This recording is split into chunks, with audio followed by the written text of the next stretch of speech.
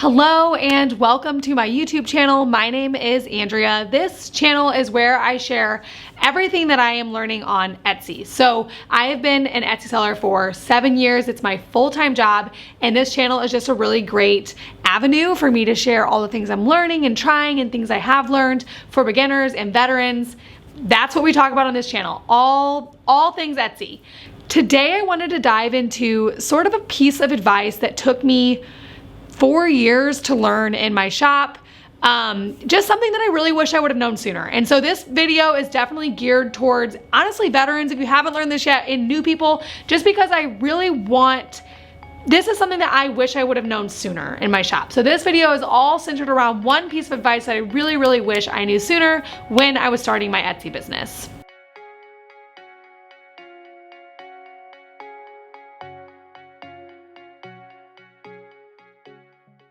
When I started my Etsy business, I felt like I was constantly, looking back, I felt like I was constantly trying to find the next profitable item, the next big item. And so I was doing so many listings. I would list so much stuff, and it was really overwhelming, and it wasn't sustainable at all because I really did put a lot of effort into my listings.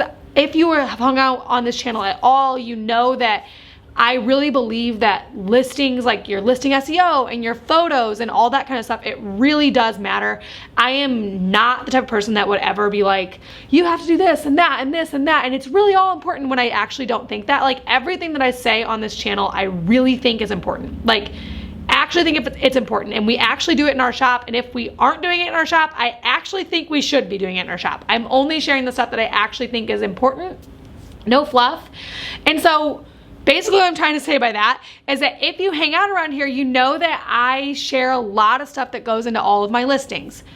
Circling back, my listings take a lot of time. I put a lot of time and effort into my listings because I really do believe that that is where the profit, the money comes from on Etsy, is having very strong listings. That being said, in the early days when I was listing stuff like crazy, one, my listings weren't as good because I was listing a lot of stuff. I was really always trying to come up with the next big thing. They weren't as good as they are now because I didn't dedicate as much time because I couldn't. And also, just even though I was dedicating some time and it was a lot of stuff, it was not a sustainable business model for me. I was a one-woman show. I basically still am. It's only me and one other person at my shop. And so it was not a sustainable method at all. It took me way too much time. I was constantly photographing products, constantly putting effort into things that I shouldn't have been. I was putting effort into stuff where if I would have taken that exact amount of time and effort, not just time, the exact amount of time and mental energy, and put it into something else, it would have paid off much more. So I was really just running this crazy rat race of find the next product, find the next product, find the next product, huck it up and list it, see what happens, find the next product, find the next product. And that was so exhausting and not sustainable, and it just didn't work out at all. And I don't want you to hear what I'm not saying, because this strategy of finding listings that work and constantly staying on top of trends and all that kind of stuff, it does work for some shops and it works well for them. And I don't want to discount that. And I don't want you to hear what I'm not saying. I'm not saying that that is wrong or that it doesn't work, because that's not true. What I am saying is that it didn't work for me, and that there was, and I'm going to share that with you, there was a better way to do what I needed to do that was sustainable for me, and I didn't discover that until 4 years in. Okay, so what is the advice? The advice is that I learned 4 years into my business is that it was much more sustainable and profitable. So not only was it, I had more fun running my business, I was able to give more because it was a much more sustainable method, and also I was making more money. The method was to double down on listings that were already selling. What happened is that I realized, despite my efforts to list 1.5 billion products, I was still selling 80% of the same listing over, 80% of our sales were from the same listing. Over and over again, I sold these jackets. I mean, crazy. We still sell them. They're still our biggest item 5 years later, that was like our thing. Obviously, I'm not saying that you can't list new products, because we did one time have to list that jacket to find out what our best sellers were. But by the time that I learned this advice, I was 4 years in. I knew my best sellers. I knew what was selling. I looked at my stats straight in the face and I was like, oh my gosh, literally the largest chunk of our revenue is coming from one listing, or what, more than one, but like 5 listings. Like, how foolish of me was it to like run this rat race, dedicating all this time to come up with more, rather than to double down on those listings that were already selling so well. I already knew that they were proven in the marketplace. People liked them. I had good reviews. I knew the sizing. I knew how to source them. All those sorts of things I already knew about. I knew what keywords worked, all of it. And I was sitting here trying to run this rat race of find the next product, find the next product, find the next product. Meanwhile, I had a product that was working and I was just I was just filling the orders. I wasn't doing anything other than filling the orders and sending them out. And like, that was foolish of me. And once I like looked at my stats, I was like, oh my gosh, I need to have this, I need to shift my mindset and make it to where my mindset is now we can explore new products, and that is a good thing, but also that this is what is driving revenue. This is cash flowing right now. This is proven in the marketplace. Let's double down on this. We know this works. This stuff that we're listing, it might work. It might not work. This we know. And so let's double down on that. So the question then becomes how? How do you double down on a listing? What does that even mean? Like, what can I do that makes it like you're not treating it like any old listing? Because they're not any old listing. They are a good chunk of your revenue. So you definitely need to be doubling down on your best sellers. And now we're going to talk about how to do that. The first tip is really just self-explanatory. It's going to sound silly to say, but implement all best practices. That means that these listings, you're treating them like they are a bulk of your revenue. So you're giving them a lot of effort. That means that you're having 10 photos, listing video, keywords, you're testing new keywords. Your description is written out really well, answers all the questions. You have all of your attributes filled out. It's priced competitively. Your variations are up to date. All of those sorts of things. You are doubling down on that listing, and you are like making sure that everything that Etsy wants you to do on a listing, everything that is Etsy best practices as far as listings are concerned, are being exercised on that listing. The second tip is to duplicate your listing.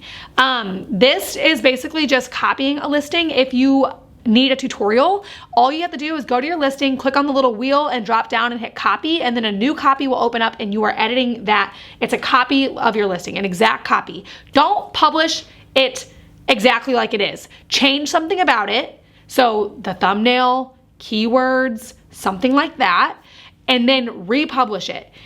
Everyone thinks that for some reason there's this rumor that you get a hit to your account when you duplicate. Not true at all. Definitely want to be duplicating your best-selling listings. The thing that we do the most often is test thumbnails. And so then we can take that data of like, okay, this one sells really well. This one doesn't sell as well. And we take that into the next photo shoot that we do for our brand. And we say, okay, like lifestyle photos are really working for us right now. Studio photos are really working for us right now. We leave the listings up. We don't take them down because I don't know why we would. And then we take the data and implement that into everything else that we're doing for our shop. The other thing that we do for our shop for duplicating is we test keywords. So we'll flip out some keywords, some titles, tags, and then we republish that listing to see what keywords are really working and how we can apply that to the other listings, our other bestsellers in our shop. So definitely you are going to want to be duplicating your listings for sure, especially your bestsellers. I think for our bestsellers, we have 5 or 6 copies of each of them, and that is not enough. So like we should be duplicating even more. I'm big enough to admit that we need to be doing even more for our shop than just that. So definitely recommend duplicating your listings, especially your bestsellers. The last tip I have for doubling down on your listings is to replicate with similar items if that's possible. So what this looks like is maybe, okay, like I'll just use my own shop as an example. Maybe I do have a Monogram wallet that's a really good seller for us. I am going to go into that listing and look at what keywords are driving traffic and sales to that listing, which you can do all in stats. And then I'm going to look at what might be a complementary product that could get me more sales. So another style wallet, maybe a wristlet, maybe a purse, maybe the thing that's driving all the sales is one of my secondary keywords, like gift for her or personalized gift, and I need to go implement that into other listings. So basically what I'm gonna do is I'm gonna try and replicate it with similar products and similar, I'm gonna find the reason why that listing is selling really well and then try and replicate it.